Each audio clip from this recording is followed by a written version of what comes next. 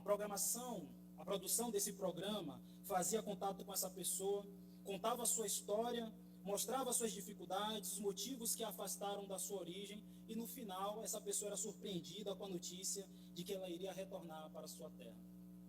Era um quadro comovente, porque, no fundo, irmãos, todos nós também entendemos o peso do que é retornar.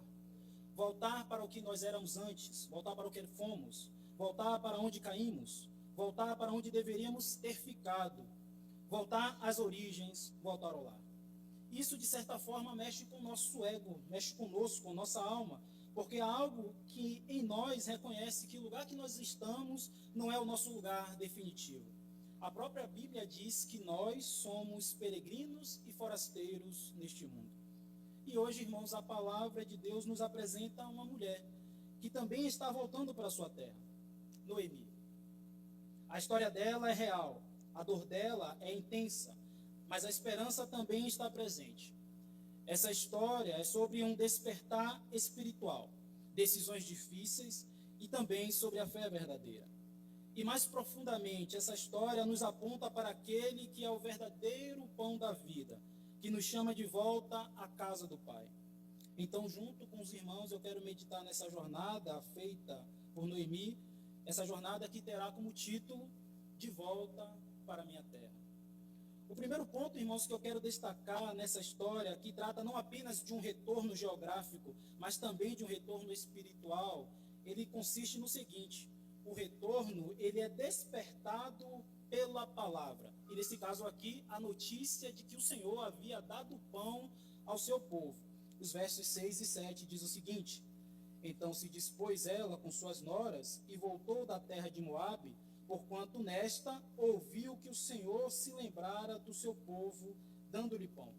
Saiu, pois, ela com suas duas noras do lugar onde estivera, e indo elas caminhando de volta para a terra de Judá. Esse versículo 6, irmãos, ele funciona, ele vai ter a impressão de um farol, uma luz no fim do túnel. Porque nós vamos lembrar o contexto em que Noemi e sua família ela estava. Nós lembramos, na primeira oportunidade, nós falamos do contexto espiritual que o povo de Israel estava vivendo. Na época dos juízes. Naquela época, cada um fazia o que bem entendia. Naquela época, não existia o temor do Senhor. Na verdade, eles tinham se afastado do temor do Senhor.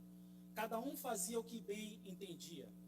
E por conta disso, dessa crise moral, essa crise espiritual, essa situação se agravou por conta de uma grande fome que foi acometida aquela terra. Fome esta que nós entendemos que não foi por consequências naturais, que não foi por uma causa de ataques inimigos. Sim, nós entendemos que foi uma intervenção direta da parte de Deus enviando um juízo. Um juízo que não tinha um intuito condenatório, muito pelo contrário. Aquela fome foi uma demonstração da soberania de Deus sobre a vegetação, sobre alimentos, para mostrar que é Ele que governa. Porque naquela época as pessoas estavam se apegando aos ídolos pagãos. E nós citamos o nome dele: Astarote e Baal, deuses conhecidos como deuses da fertilidade, da colheita. E Deus, como uma maneira disciplinar, enviou a fome para dizer: não é Baal que tem poder sobre a vegetação, não é Baal que tem poder sobre a colheita, sou eu que sou o Deus Todo-Poderoso. Nós entendemos ali que essa era uma disciplina do Senhor, buscando trazer o seu povo ao entendimento de que Ele era soberano, de que Ele que governava os céus e a terra. E essa disciplina também tinha o objetivo de trazer o povo ao arrependimento. Mostrar ao povo que Deus estava ali mostrando que Ele governa, Ele reina, e fazendo com que o povo se arrependesse, confessasse seus pecados e voltasse aos seus caminhos. Nesse contexto de crise econômica e de crise espiritual, uma família decide deixar Belém. Elimeleque, encabeçando sua família, sai com Noemi e seus dois filhos e vai a Moabe, uma terra pagã, uma terra que estava em constantes conflitos com Deus.